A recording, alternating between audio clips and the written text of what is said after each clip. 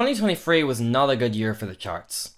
Just dancing with my eyes closed. Hey guys, I know I don't do these anymore. I know I already posted my list on Twitter, but I know that there's arguably no point in me doing this, and that it's a little redundant, but I realized I had a little bit more to say about these songs, both good and bad. I figured, why the hell not? Also, my music career gets more attention by default if I pander during the right time. That's not the reason I'm doing this, it just sweetens the deal a bit. 2 years ago, I skipped out due to a lack of passion or time, and 1 year ago, I skipped out because that lack of passion kind of combined with a lack of interest in the chart scene, and I just had no reason to bother, especially compared to my growing interest in film again. And this year, the film scene is still more interesting, but the songs are a bit more interesting too. They leave me with more to say. I actually have a reason to talk about them this time. For those of you who are new to this, the rules are fairly simple. The song has to place on the Billboard Hot 100 year-end. I meant year-end. To be eligible, it can't be a repeat from a previous year, and I'm excluding the Christmas songs that chart every single year because those are definitively not 2023 hits. Usually, I'd cover all this information in an intro segment where I discuss what the chart scene was like this year with a sense of build-up before I announce what list we're gonna count down, even though you clicked on the title and thumbnail knowing full well what this video was, but I feel like Eyes Closed kinda covers all those bases for me. I know it's a bad idea, but how can I help myself? The instrumentation is monotonous, with a bunch of loose and stagnant musical ideas that Sheeran just layers over top one another, feeling less like a build-up and more just an escalation of loops. There's just a bunch of ideas, all similarly downtrodden and cut off without any payoff, and there's no interesting musical development to string them together or even just push forward their individual momentums. The alarm clock acoustic guitar pluck, the overexposed synth pad risers, the blocky percussion, they just serve as a backbone for more things to be thrown on top of. Things just keep getting thrown in, almost in a desperate attempt to make it sound like less of a demo. It's like if you made a song on My Singing Monsters, or whatever version of that the younger generation is using now. But instead of recording the song, you recorded yourself adding each layer, and hearing it come in on the beat to see if it fit. But if something didn't fit, you didn't remove it. Oh no, you just added another thing. Quantity over quality, the more the merrier. Too many cooks in the kitchen spoil the hit single. This isn't salvageable production. You could put the best performance of all time over this and it would still sound awkward and stilted. So naturally, very good Eddie here thought it would be a great idea to be as breathy as he could. I don't know if he was shooting for delicacy in his tone. There's this thing he kind of keeps doing in the verses where he'll just squeak the end of his lines, which isn't a bad technique, but my god, you need to save it for a more supported performance than this. I know it's a bad idea, but how can I help myself? Especially if you plan on doing it in your head voice every single time. And I think what especially kills me is that the chorus isn't breathy or whispery or uncomfortable like the verses. It's going more into chest voice to try and deliver more of a belt sound. For the chorus, that conflict way too hard with the tone of the empty instrumental, so Sheeran has to try and settle for the middle ground. Except he didn't settle for the middle ground between falsetto and belting, he looked for the middle ground between mixed belting and belting, and he didn't find it. My eyes closed, 'cause everywhere I look, I still see you. And as a result, you have this kinda shouty, kinda not main vocal line that he keeps pulling back on randomly with a noticeable lack of any vocal support. The layering does him absolutely no favors, and the only time it really ever stands out is when it sounds like he's singing with a sudden muscle cramp. The lyrics of this song are supposedly about a friend Sheeran lost to a heart attack, describing the emotions he felt due to that loss. And I say this with all due respect, it is impossible to discern that without seeking out that context. The Genius page even tries to give him a bit more credit, saying it's dedicated to anyone who has lost a loved one or a close friend, and again, all due respect, and I'm very sorry for this man's loss, but this sounds and reads like a generic breakup song. There's perhaps one lyric in here that could be interpreted to the actual meaning of the song. I'm still holding back these tears when my friends are somewhere else. But it's just so vaguely written that it just feels like a million other lines from songs with the same breakup sentiment. It's also generic and honestly kind of soulless in a sense. And while I'm not gonna act like Sheeran is a lyrical genius or something like that, he knows how to paint a picture with his words. He knows how to make something descriptive, both in his words and his sonic decisions. He knows how to ensure you understand the feeling he wants to convey. Even some of his most blatantly awful songs are still detailed and descriptive. Sure, they'll still hold generic qualities, but Sheeran finds a way to make them stand out and feel distinct. But the melodies, the vocals, the lyrics, the composition, there is nothing here. I don't feel anything from this song. And that's kind of how I feel about a lot of 2023's hits. Nothing. This is the only song on this entire top 10 list that manages to evoke no real emotions out of me, other than perhaps boredom and an occasional physical cringe at Sheeran's line delivery. Hence why it's a representative one. This is a nothing of a song. A hollow entity masquerading as more than it is. One of the worst things a song that you know had effort put into it can do is make you feel like there was absolutely none. The songs get more interestingly bad after this, for the record. We can leave this sludge behind the same way our minds will the second this year is done. Oh, I keep dancing with my. It's my body, I can fuck who I want to, fuck who I want to, fuck who I want to. Let me just change the vibe. Fun fact, by the way, I can't click my fingers. I'm good, yeah, I'm feeling alright. Baby, I'ma have the best fucking night of my life. You know, I could go on some lengthy rant about how this song uses a sample in the least imaginative way possible, seemingly just for attention and springboarding, but let's be real here. This is all David Guetta does now. Like, we all know it's happening, but you guys seem to think it ends at this and Baby Don't Hurt Me, but in reality? When we were young, it seemed that life was so wonderful. When I was young, it seemed that life was so wonderful.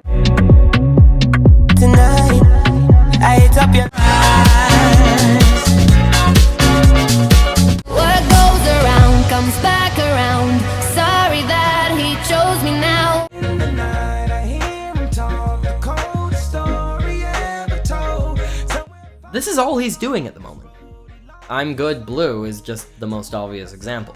That doesn't make it any less irritating or egregious or cynical, but using that as the main critique is like complaining that a lemon is sour. It's a lemon. What were you expecting? It's gonna be sour. Now, if David Guetta were to offer me a lemon, telling me it was the best tasting lemon and it's better than the other lemon it vaguely reminds me of, and I try to eat the lemon only to find out that it's rusted metal, yeah, I can get caught off guard by that, I think. Eiffel 65's Blue Dabba Dee is no masterpiece, but there's something so nostalgic about the textures to me. Yeah, it's very electronic and synthetic, but he used each layer as a building block and presented them in a way that made them feel more realized. I'm very sure that the piano on this song is likely not fully real, but it sounds authentic.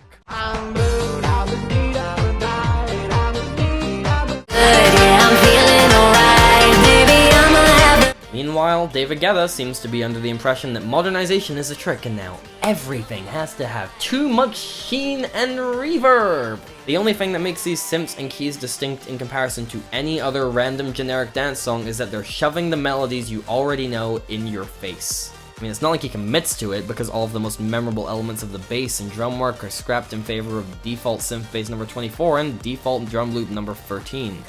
Even with the vocals, it's like BB Rexa was given direction to be as bland as possible.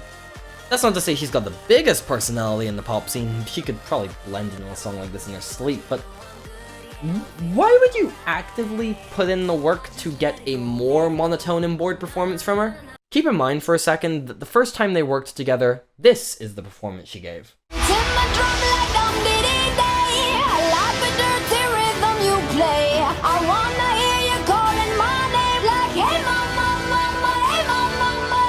And this is the performance he got out of her here. You know I'm down for whatever tonight. I don't need the final things in life. Aren't you supposed to be having fun? Isn't this, in your words, the best fucking night of your life? I mean, it's not like the lyrics matter. This is a David Guetta sample song, and so it's built pretty much entirely around the sample. But if you're going to build a song around a sample, and particularly a melodic interpolation, why would you half-ass the other melodies? That's not to say these other songs have great melodic structuring, but there's usually still some energy and flow. Baby Don't Hurt Me is far from good, but, you know, at least its verse melodies are somewhat engaging. Meanwhile, I'm Good Blues versus our other non-presences. The melodies are tense filler, constantly leaving one hanging and dropping the energy just entirely. It honestly makes me wonder why they didn't just go in all shamelessly and interpolate the verses of the original as well. I mean, I doubt it'd be good, but they already have the rights, so why not? Let's be real about that one too. The answer is that David Guetta thinks he's improving these songs. There's an argument that the reason he does this so many times is because he's a lazy producer, but I actually think it's because he is so desperate to prove he can improve something and update it for modern audiences. Except his fatal mistake, other than the many song-specific mistakes he makes, is that he forgets the reason people are drawn to these interpolations to begin with is because they remember the original song. There are a billion songs just like I'm Good that sample a variety of different things, and they are just as well known as their samples. And in most cases, people would rather just hear the original. I suspect that despite this song's runaway success, this is probably the case here too. Yet despite this song's runaway success, Guetta will continue chasing this pipeline because of it. Strap in, folks. There's a whole lot more where this came from.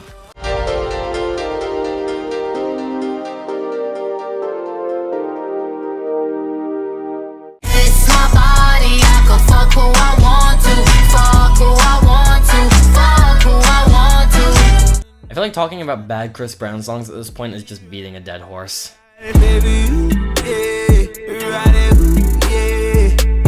What even is there to say about Under the Influence? It's just a regular Chris Brown song. Should I just run through a checklist of Chris Brownisms and move along and we can call it a day? I mean, I could give the rundown on the fact that Chris Brown is a serial abuser and it's disgusting that he still continues to have a platform as a musician, but you've heard that before. You've heard that from me before. You're probably gonna hear it a lot throughout this list season on the basis of this song being awful and all of us collectively having nothing interesting to say about it. So can we just spare each other that today? I have more original thoughts to give airtime to later, and it's Chris Brown. Can we checklist this one? Thank you. Okay, let's see here. So, okay, is there really noticeable vocal tuning to cover up the fact that Chris Brown is an extremely average singer at best? I don't know how this shit got me lazy right now, yeah. Check. How about sludgy and cluttered production with a darker R&B tone that's supposed to create sensuality but only results in discomfort?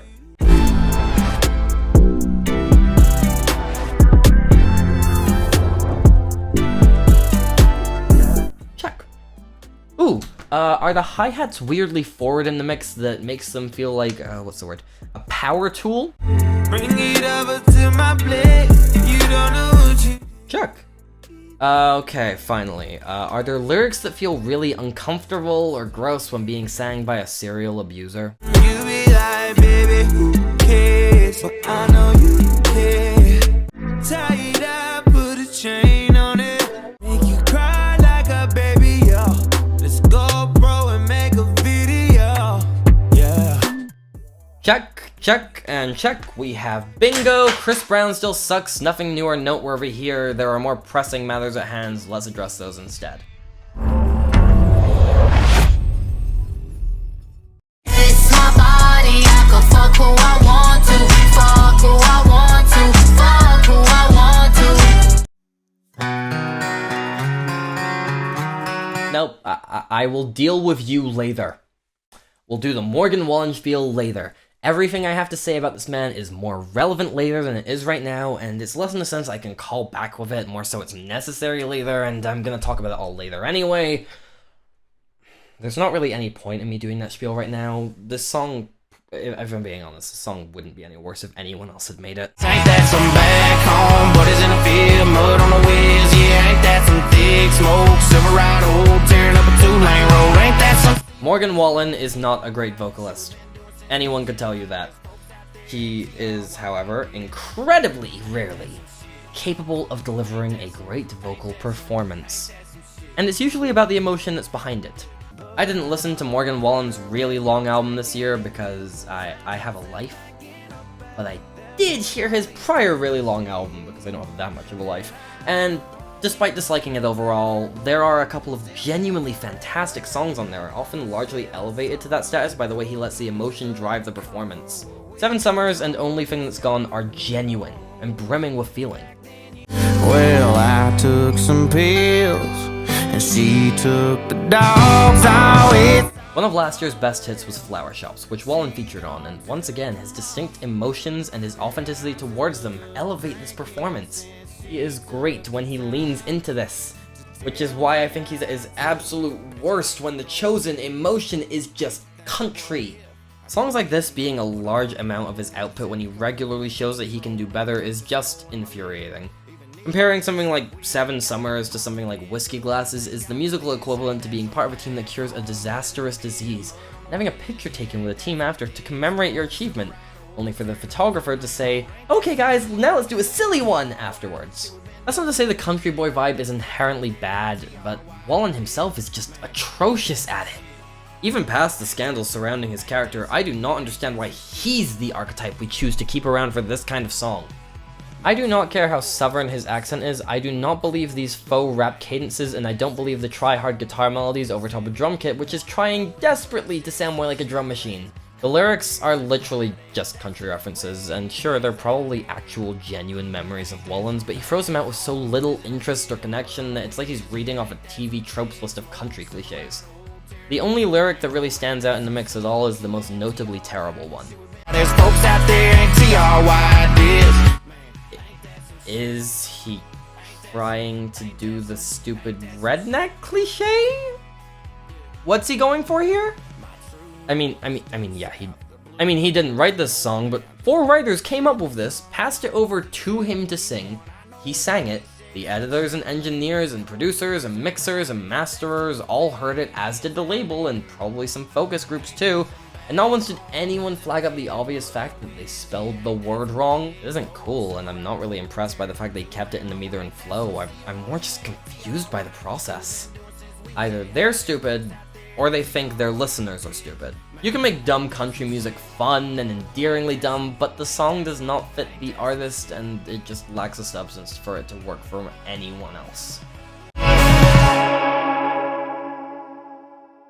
It's my body, I can fuck who I want to, fuck who I want to, fuck who I want to. The concept of sensory overload is often associated with autism, and can be found often within the autism spectrum.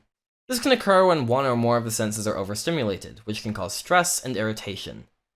I'm on the autism spectrum, but sensory overload isn't a problem I really face all that often. I get stressed, yeah, but it never really manifests in that way. I was bad with crowds as a kid, and I found that to be way too much, but as I got older, I got past that. I remember attending a concert where it was too hot in the venue, and the lights were shining too brightly on the audience, and the wait for it to start combined with just the building noise of the audience, it was too much. I had a fully fledged panic attack, and it took leaving the venue to the point of no return till I calmed down. That's probably the worst case I've personally faced of it, but I think you can tell between how many factors it takes for me to get there and how rarely I get overstimulated that it takes quite a lot for it to happen.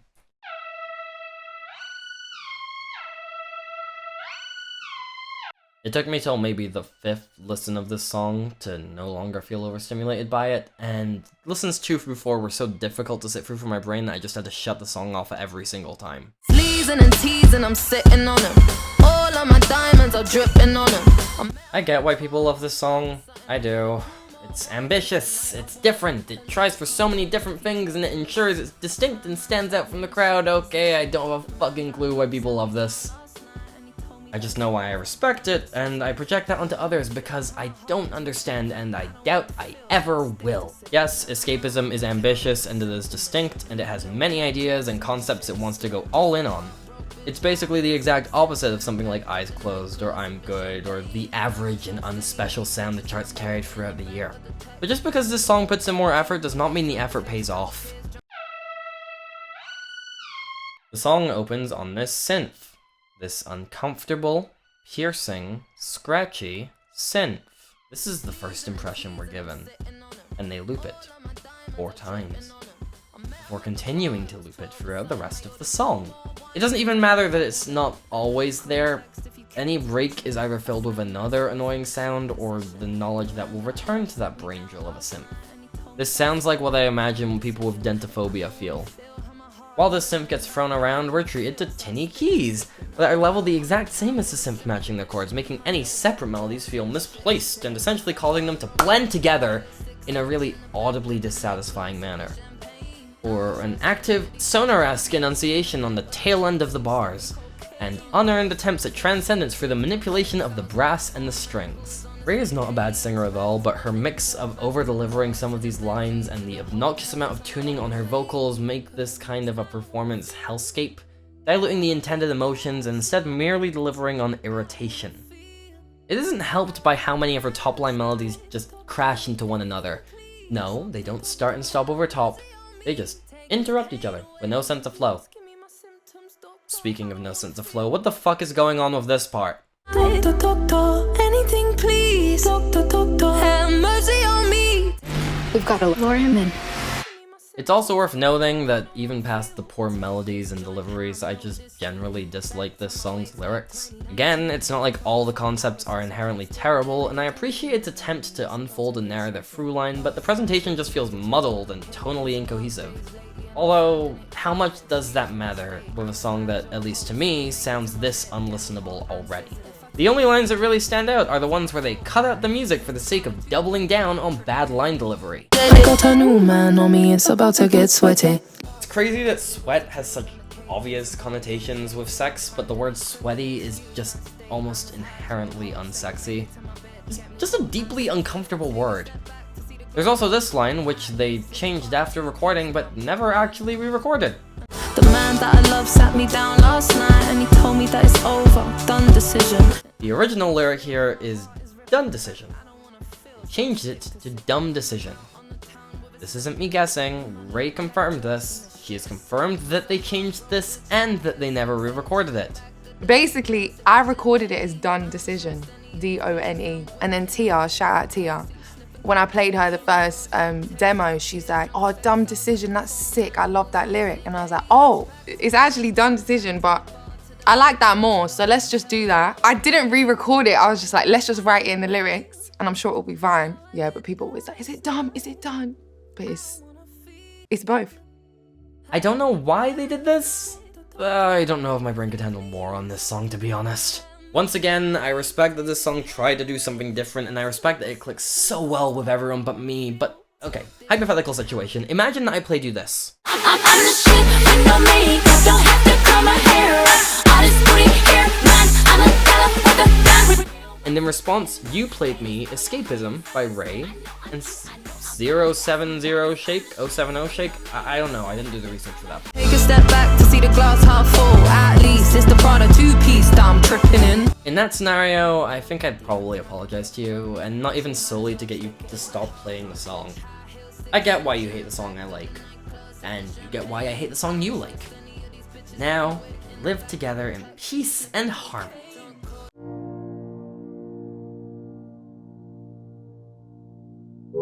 It's my body, I can fuck who I want to, fuck who I want to, fuck who I want to. There is a song on this year-end that you're waiting for in this video. Many of you might have been expecting it to place at the #1 spot, and you will be annoyed to learn that it only made it to #5, and that I placed it underneath songs that you might like a lot more. So before we unpack a song that I hate, but people will find excuses to get mad at me over for not hating quite enough, let's discuss what constitutes these lists. The title of this video is the top 10 worst hit songs of 2023, but in truth, there are 3 different approaches that can be taken to that. There's the hits, there's the songs, and there are the hit songs. Meaning, some people base their rankings and their lists more off of the context of the hit, or how it holds up as a hit.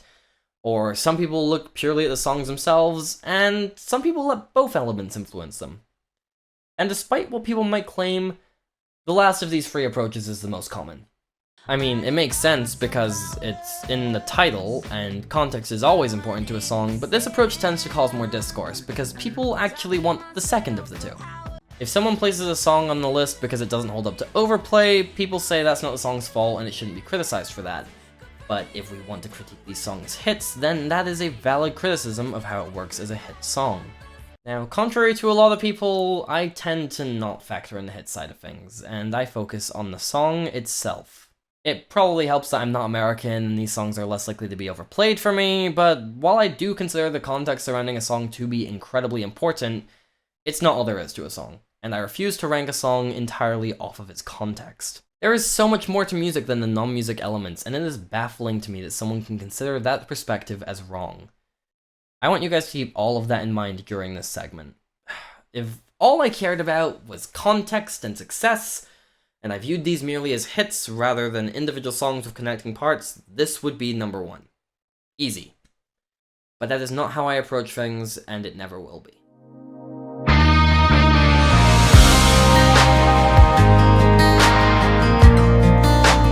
It is no secret that the writing in Try That in a Small Town, Jason Aldean's call to action against those not quite as patriotic as him, is atrocious. Sucker punch somebody on a sidewalk. Even if you ignore his comments on the Black Lives Matter protests, or the music video for this song being filmed at the same location as the 1927 lynching of Henry Choate, it's pretty blatant what he's singing about, as he rallies against protesters and flag burners and knows against police brutality or gun control. Wait, what was that last one? Got a gun that my granddad gave me. They say one day they're gonna round up. Well, that shit might fly in the city.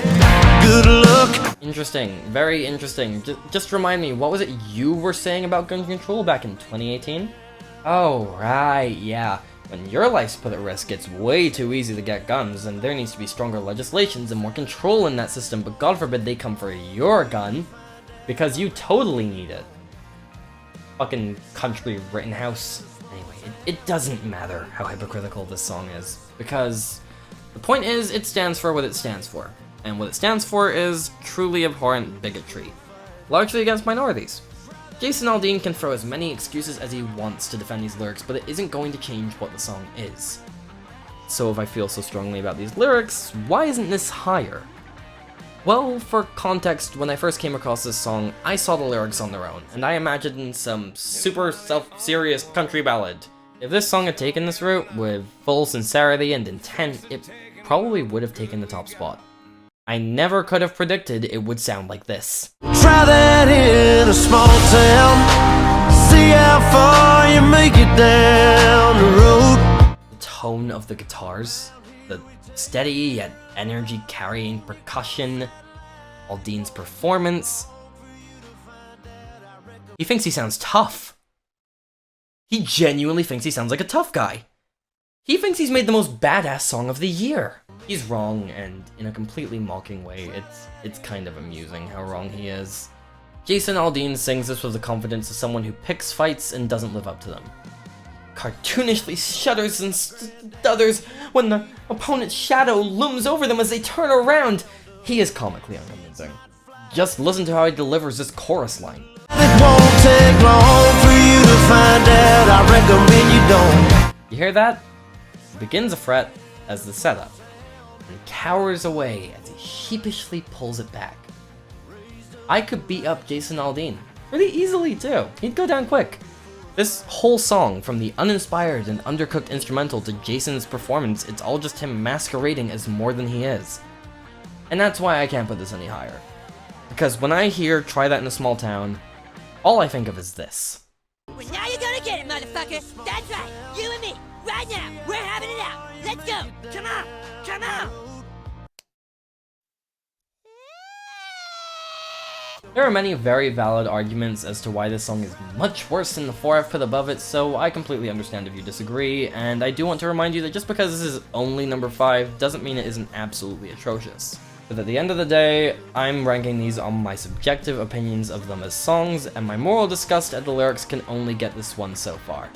Consider this my least favorite hit of the year, but not quite my least favorite song. Does that soften the blow? No? I'm moving on, you're just gonna have to find a way to be okay with that.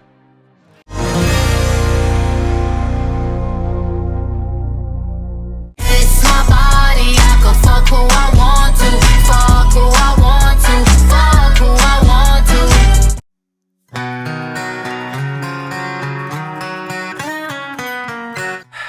Okay, I'm ready for this one. Whew. Last night we let the liquor talk. Last Night by Morgan Wallen was, according to Billboard, the biggest hit song of 2023. Of course, there's context to the Morgan Wallen story, as his upward trajectory was interrupted by a sudden act of racism and slur throwing that anyone would presume would have been a career killer. And yet, somehow, in spite of that, Morgan Wallen has been the most successful he's ever been for every moment since that event. The albums he releases are the biggest of their years, and now he has the biggest song of the year too. I despise that. I despise that this man is one of the biggest musicians currently working. Don't you try and argue that he's not. He has 8 songs on this year-end chart. Fucking 8 of them. And he's had his success cross over into other areas of the world. This phenomenon is not USA specific. I hate that Morgan Wallen is one of the biggest artists in the world at the moment. And I hate that he lays claim to the top spot on this year-end chart. Last Night by Morgan Wallen is a very good song. Last night we let the liquor talk. Not a great one, let's be clear. I wish the build-up went further and paid off in some respect, and the lack of a bridge is really noticeable, but it hits that sweet spot between country and authenticity that a lot of Wallen's good but not great work sits in. The lyrics are kinda simple, but they're compelling with a developed dynamic. I like the guitar melodies and their healthy flow, and it's performed with some nice double tracking and good harmonic builds. It is a good song, and a solid case of separating the art from the artist. Because, yeah, everything in the context surrounding this song is atrocious, but it's not necessary for the song. Last Night never references it or makes it essential. It's a song that's divorced from the reality of the man who made it, so the reality doesn't really drag it down. And honestly, even though I dislike the majority of Wallen's music and most of his hits this year, the same standard applies. As I said with Ain't That Some, it's a terrible song regardless of the artist. You wanna know what it would sound like if Morgan Wallen made a song that was directly tied to the fact that he's a terrible person? I thought you should know that all those prayers you thought you wasted on me. All You Should Know is a song dedicated to Wallen's mother, playing out as a phone call to her to let her know that he is doing great, even though it didn't look like he'd make it growing up. He's made it in the big leagues, and he's succeeding more than ever before in spite of everything he's been through, and you can tell where I'm going with this. This song tries its absolute hardest to skirt around the fact it's about a racist man being successful, but not only does it come across as manipulative and gross, it just fails anyway. Been chasing songs and women, making some bad decisions. I wonder what bad decisions he could be talking about. What a conundrum. Thought you should know that all those prayers you thought you wasted on me must have finally made their way on through. I wonder why she'd need to be praying that he'd make it out of a difficult situation. What a conundrum. You believe I'm on the radio.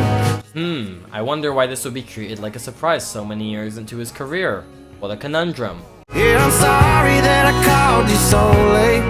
I just miss you, but anyways. These lines are used as the second pre-chorus in the final version of the song, but in demo versions were used for both pre-choruses and the bridge. Instead, in those cases, it was changed to this. Yeah, I know you've been worrying about me. You've been losing sleep since 93. See? It's totally not about the racism.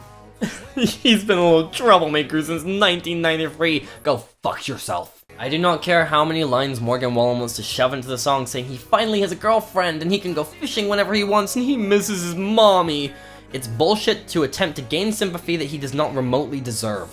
This entire song is just a ploy to get people to empathize with the racist man and find it inspiring that he rose from the ashes of being a racist man in order to find success as a racist man in the industry.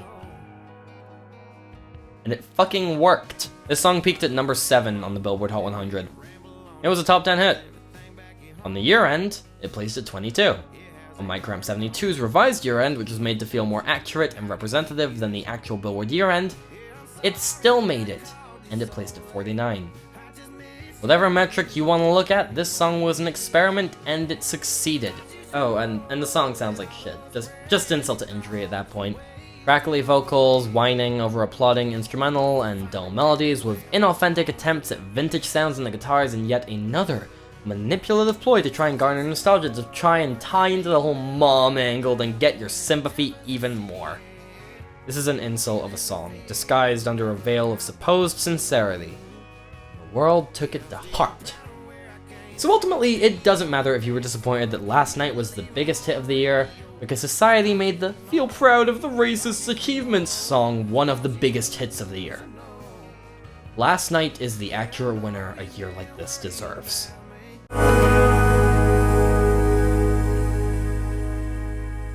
It's my body, I can fuck who I want to, fuck who I want to, fuck who I want to.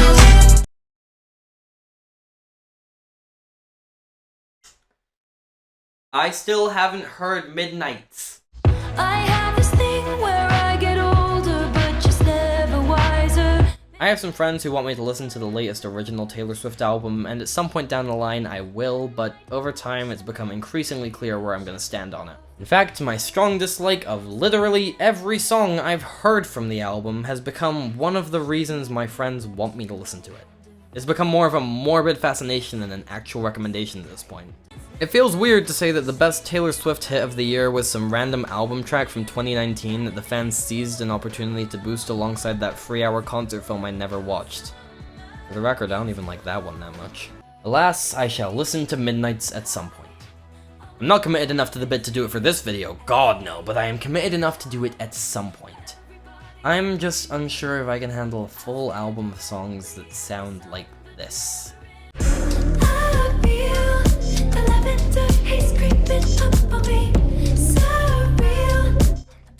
Let me be blunt, this is here for how it sounds. The lyrics aren't good, don't get me wrong, with a lot of overwritten imagery that at points feels inconsistent with what it wants to say, but like, I don't remember the last time a song was this uncomfortable.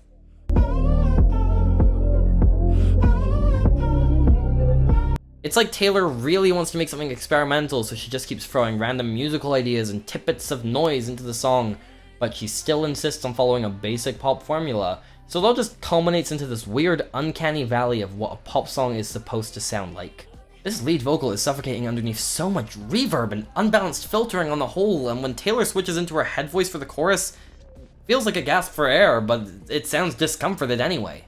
It's not like she has something to hook onto, with these scattershot melodies floating away and the driving percussion often being way too quiet amongst a cluttered assortment of mixed sounds.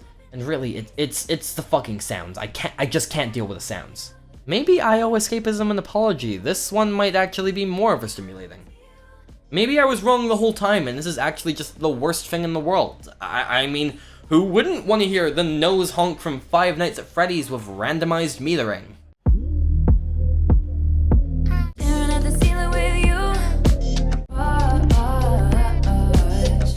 In fact, why don't we just throw in a double-tracked backing vocal that's been modulated in a way that makes it impossible to tell what it sounded like before, and yet it'll still sound just off-key enough to get on your nerves.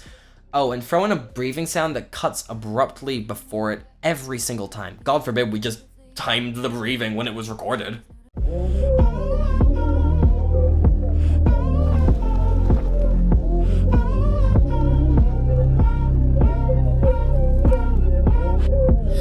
How about looping video game cutlery that just changes beat positions in the most unsatisfying way it could?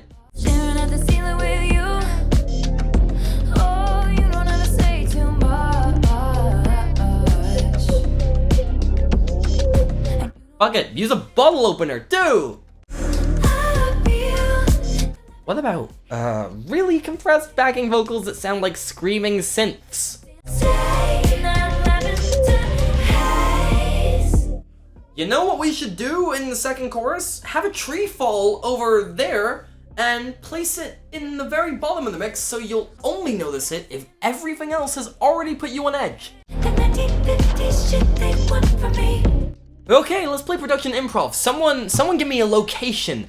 Bowling alley. Off your chest. Okay, a creature. Screaming sea animal. Okay, and an object. Boxing gloves. Can we just move on? This whole quirky throw shit at the wall and see what sticks midnight sound is it's just mentally taxing. I know that the worst... I know that the next song is worse, that's how lists work. But I just need a breather. This is too much. Can we move on, please? Please? It's my body, I can fuck who I want to, fuck who I want to, fuck who I want to. Oh, God. Okay. Okay. Where are we? Right. So, there's this really god-awful Zack Snyder film on Netflix called The Army of the Dead. You might have heard of it.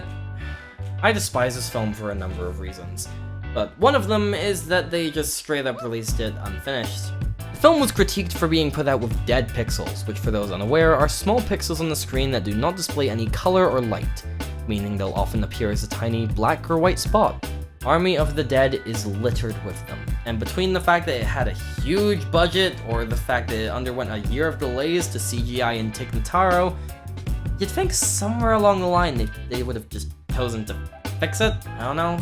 Hell, by the time I watched the movie, it had been out a few months and those critiques had been voiced, and yet they were still there. They released a movie unfinished and didn't really care. It's a little insulting, to be honest. You're probably wondering why I'm bringing up some random god-awful zombie movie from 2020 in this 2023 music review list video. And the answer is that if I had to compare this song to another piece of media, it'd probably be Army of the Dead. No. No. Why? There were two of these? There were two! What do you mean this one's worse? There's a... Why? Good God, it's multiplying. You talking shit for the hell of it. Was the cascade of random sounds in Lavender Haze not annoying enough? Did it really need the oversaturation? There is so little going on in the bass end of this mix, and all of it is incredibly droning, and there is too much going on virtually everywhere else. The synths are saccharine with the buzz of faulty hospital lighting, and the synths are all this composition really has. I mean, there's some dated drum machine work in here, but it's so weirdly heightened to fit the cascade of sugar synth that it feels less like 808s and more like Rice fucking Krispies. I don't know if this is a Taylor thing, I don't know if this is a Jack Antonoff thing, I don't know who decided the song should be like this, but someone either needed to tell them no, or have them vary it more. I didn't know it was possible to have so many ideas and yet still manage to make all of them sound like each other. I'd be kind of impressed if it wasn't so inane. And it's not like the production is only bad in terms of how the composition was translated through Antonoff's softwares, because the lead vocal either has too much reverb on it, or something went horribly, horribly wrong during the recording setup, and no one noticed that they used the take where you can hear the room echo on Taylor's voice. Is the breeze in my hair on the weekend? Covers a relaxing thought. Hell, it could be both for all I know. And look, I feel like I'm giving Antonoff a lot of shit, but it takes two to tango, and Taylor Swift is just as capable of making a terrible song as he is. It's not exactly new ground to say this song is overwritten, lacking enough ideas to support its full runtime, and just running in circles the entire time. What might be new ground, however, is to call the writing on this song pandering. It's no secret that Taylor Swift the artist and Taylor Swift the brand have kind of become one and the same, and that's not to say she doesn't try or pumps out music with no fault, but the whole Easter egg reference charade is so constant with her that it feels more and more like a checklist item than anything with actual, forethought and interest. Listening to a bad Taylor Swift song or watching a bad Taylor Swift music video is like watching a bad Marvel movie. Who needs substance anymore when references are enough to make the target demographic soy over anything?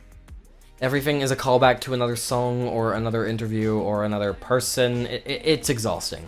And it's especially exhausting in a song where the central concept is so thin that the song practically relies on the references. You talking shit for the hell of it, and I keep my side of the street clean. Karma is my boyfriend, karma is a god, karma is a cat, purring in my lap cause it loves me. Ask me what I learned from all those years, ask me what I earned from all those tears. Karma is the guy on the screen, coming straight home to me. Actually, can we double back on one of those? I want to be petty. I want to be petty today. And I keep my side of the street clean. No, Taylor, you do not. You were quite literally fined for thousands of dollars because you couldn't keep your side of the street clean. Why must you lie to us? Also, once again, this weird glitchy production does not support Taylor Swift's head voice. I know we are in agreement that she is a better writer than a singer, but god is it ever neck and neck on this song. Now, with all that said, you're probably wondering where the Army of the Dead comparison comes in. Is it just that I hate both of these? Is that the end of it? Every critique I have given this song so far can be applied to the original version. What separates them is the Ice Spice verse. Karma is your checks by the bounce. Karma is a fire in your house. Everyone and their grandmother whose hearing aid this song broke has given this song the deserved slack for how out of place Ice Spice's verse is over this beat switch. It is so blatant that she wrote this over the original beat, and instead she was just greeted with the synths being pulled back and the drum machine sounding like they want to sound like scissors! There's nowhere for her to place her energy, and there was clearly zero communication between her and Antonov. I mean, that's not to say her verse is good, it's not, neither are her comically bad contributions from later in the song. Facts. But you know, credit where it's due, at least her verse has to hinge off something other than references. She is a less established artist, she doesn't have stuff to fall back on here, and even if her bars are kinda clumsy and clunky, I have to admit it's a little refreshing compared to the rest of the song. Where my main problems come in are the way she's metered, layered, and mixed. Despite the fact that she is easily the most energetic part of this verse, this production still manages to overpower her due to instrumental elements being driven way too far to the front, and the layering is slathered in a desperate attempt to make her sound consistent with Taylor, only for it to not work. Who knows, maybe Ice Spice just had a competent recording setup.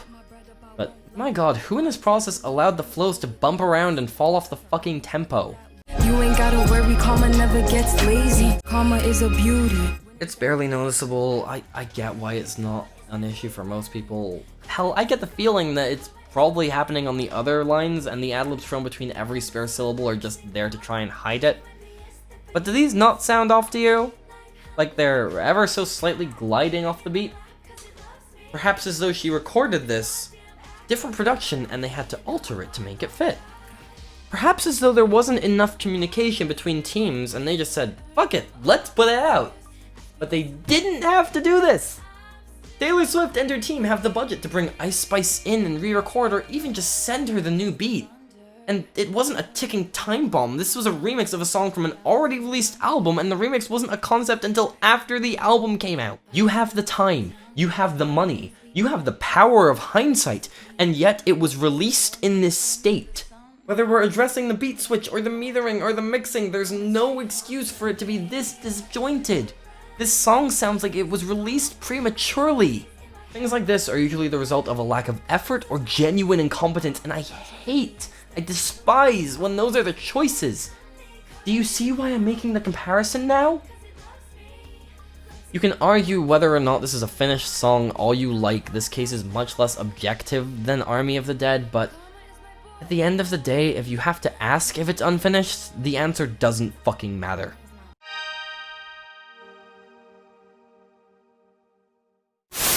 I don't know if he's an angel. This is a power fantasy song in the same way that the Daily Wire's Run, Hide, Fight is a power fantasy movie. I'm on the stage right now, singing your favorite song. If you want a good laugh, I would highly recommend checking out the comment section to the YouTube video for this song, wherein some of the most blatant botting is taking place right now for some reason. Apparently every time this random dude named Clover Cage releases a new song, everyone claims favorite song and Clover Cage's new song have been the only songs keeping them sane through these tough times. Maybe that's happening on a lot of songs, but it's particularly noticeable in the comment section of this one. But, you know, I'm open-minded. Let's give him a listen. Where's the gratitude? Where's the humility? Where's the humbleness? I just had an epiphany. It's all about attitude. It's all about. Okay, let's give one of his covers a chance. Like you should know all of those brands that you done. Oh, for fuck's sake! The way you make me feel.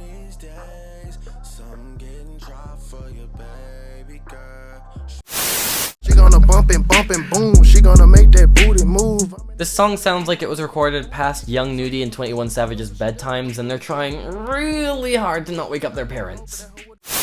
When you're tasting what he's drinking, are you thinking about me? 8 fucking year-end hits? That's why American Express my love for you.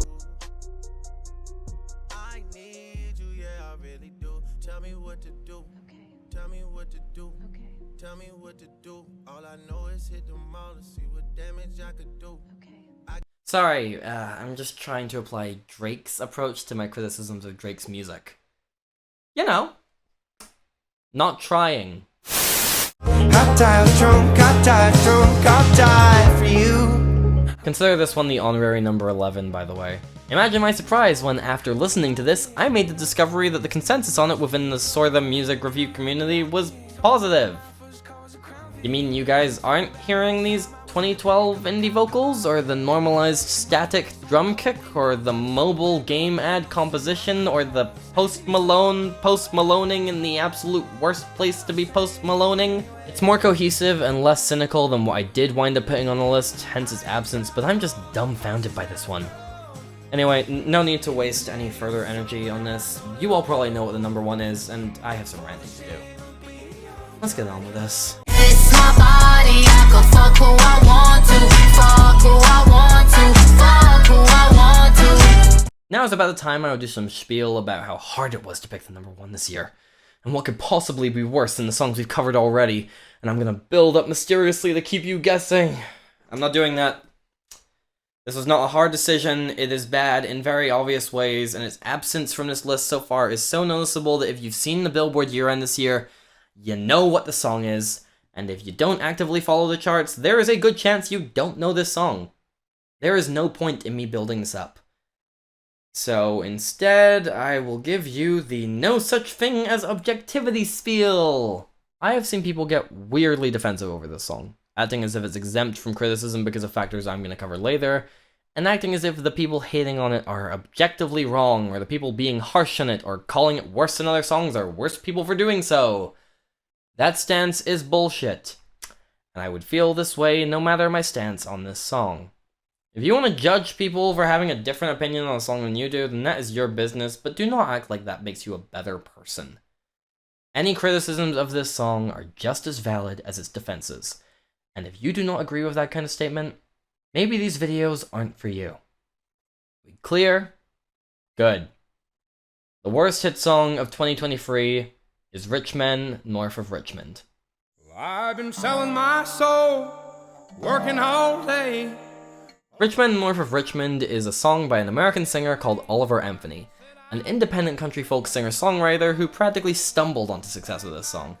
He had never charted before it, he had never gained traction before it, and yet it debuted at number 1 on the Billboard Hot 100, throwing him straight into the limelight with some controversial hit that attempts to make criticism of both Democratic and Republican politicians. The main reason I'm seemingly supposed to go easy on this song is because Oliver Anthony never expected this to blow up, and straight away you have completely lost me. That excuse only works with children, and unless there's a really jarring case of Benjamin Button syndrome going on here, Oliver Anthony is not akin to a young Rebecca Black. And this isn't me saying this just so I have an excuse to be an asshole, because from the perspective of a musician, I do not want to be taken easy on just because I have a smaller budget than Dua fucking Lipa and I'm not signed to a label. In fact, I know tons of small artists who hate when this exact attitude is taken towards them. Criticism is helpful in this industry and all of us want to improve. You know what the worst thing I've ever said to a friend is, who made a bad song? Hey, congratulations on the song! And God knows I only did that because they're my friend and I didn't want to ruin their good mood. Note to everyone who isn't a musician, musicians hate it when you do this. Nobody likes an A for effort, either be genuine or don't speak on our work at all. Furthermore, giving this a pass purely because it's low budget and independent is disrespectful to the many low budget and independent artists who make great music. Oliver Anthony does not get a participation award and he doesn't get to be babied. The man made a song that people don't like. His work is allowed to be held up to scrutiny. The other reason I'm supposed to go easy on this is that it tackles both sides, yet some people seem to think it's a Republican anthem. And once again, that is a terrible defense for a song that the Republican Party themselves praised and even discussed as a Republican anthem at some of their presidential debates. There are Democrats who think this is a Republican song, there are Republicans who think this is a Republican song, there are people who support neither party or don't care or who are apolitical who think that this is a Republican song. Clearly, it is a valid criticism to say that the song's criticisms of the Republican Party do not feel well realized. And you can present the counter-argument that maybe all of the listeners just didn't get it and they misinterpreted the song. And I will present you the counter-argument that Oliver Anthony just might not be a good writer. I wish politicians would look out for minors, and not just minors on an island somewhere. In cases like this line, he just structures it fucking awfully. You see, this line is supposed to be about how there would be politicians who would visit notorious pedophile Jeffrey Epstein's island, but he structures his setup so poorly that it's instead very readable as a line about how we shouldn't look for the aforementioned minors. The L, not the E. Young men are putting themselves 6 feet in the ground, 'cause all this damn country does is keep on kicking them down. Funny thing is, when I first heard these lines, I wasn't sure if it was about men's mental health or the military. I mean, it applies to both. The line is about men's mental health for the record, and it's a really sloppy line for that, but it can be read both ways, and it would be more interesting if it was read the second way. The way the US military-industrial complex is shoved towards young people, oftentimes with struggling or academically challenged male students being optioned to it as the only way out, plus the idea of military school as a sort of frat that the troublesome kids are sent away to, there is a predatory complex there that ultimately leads to men dying in battles that they've been conditioned to fight but shouldn't have a hand in. That would be a pretty good critique. But fuck that, this is an Oliver Anthony song. Were you expecting substance? We can just blame the male suicide rate on people who condemn problems in men or call out male privilege, instead of recognizing it often ties back to societal elements that were ultimately caused by structures and systems put in place by men. Lord, we got folks in the street, ain't got nothing to eat, and the obese milking welfare. Huh? Well, God, if you're 5'3" and you're 300 pounds, taxes ought not to pay for your bags of fudge rounds. I swear to God, if you just changed the melody, this would fit right in with some of the shit the Oompa Loompas were singing about Augustus Gloop. By the way, this comes right after the pedophilia lines. One line about how the politicians were connected to pedophilia, one setup line about the homeless crisis, and 3 lines in a row about stereotypes of people on welfare. Fucking great! Cause the rich men, don't the rich men. This line caused some controversy because some people thought the politicians of Richmond were being criticized in this song, largely because Richmond served as the capital of the Confederacy in the Civil War, whereas Washington, D.C. served as the capital for the Union. However, Oliver Anthony later stated that rich men north of Richmond refers to Washington, D.C. politicians, and that this is no way a knock against people from up north.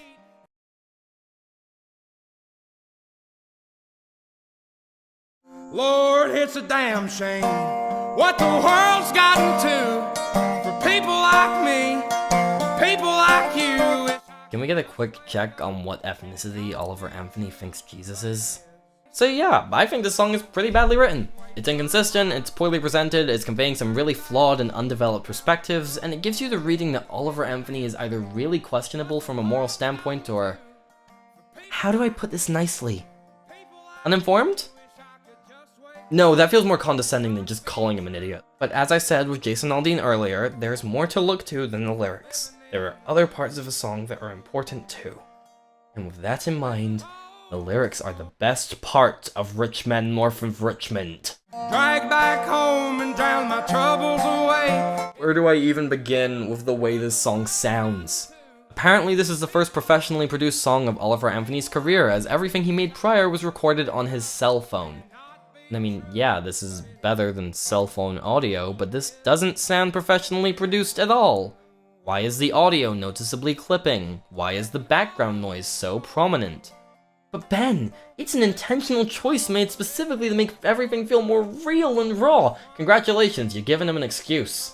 I remember for a song on my third album, I was working on a track called Sorry, and the vocals recorded weirdly and made me sound boxed in. Initially, I debated using the excuse of tying it to the death concept I'd used in parts of the song, and just saying, oh, it's meant to sound like I was inside a coffin the whole time, it was an intentional choice.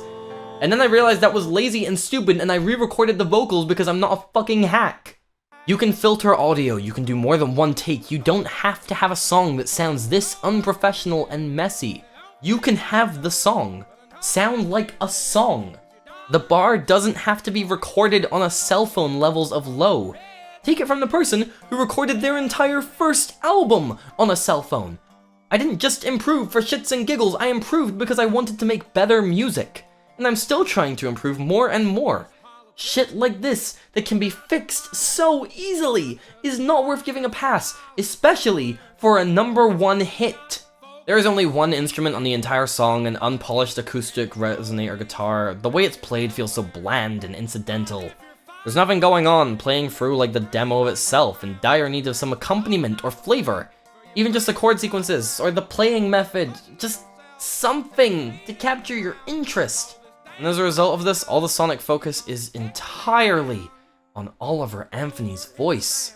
And between his noticeably poor practice, the construction that comes through on the strained yell notes, and the ugly song he chooses to perform the entire song in, his performance is genuinely unbearable. Furthermore, he stays at the same vocal dynamic the entire time, and the guitar doesn't really ever shift, so you're just stuck with the same stagnant combo of incompetence for the full 3 minutes. This song goes nowhere, feels like nothing, and still fails so much in one fell swoop. It's honestly kind of astonishing how incompetent every single layer of this song is. And yet somehow, this is the song that some people consider to be exempt from criticism. I don't understand you guys sometimes. Still, I hope I've made a pretty good case for why this song is not only fully deserving of criticism, but fully deserving of the worst ends of it. If you like this song, more power to you, and my opinion in no way impacts yours. But as for me, this is pretty easily the worst hit song of 2023.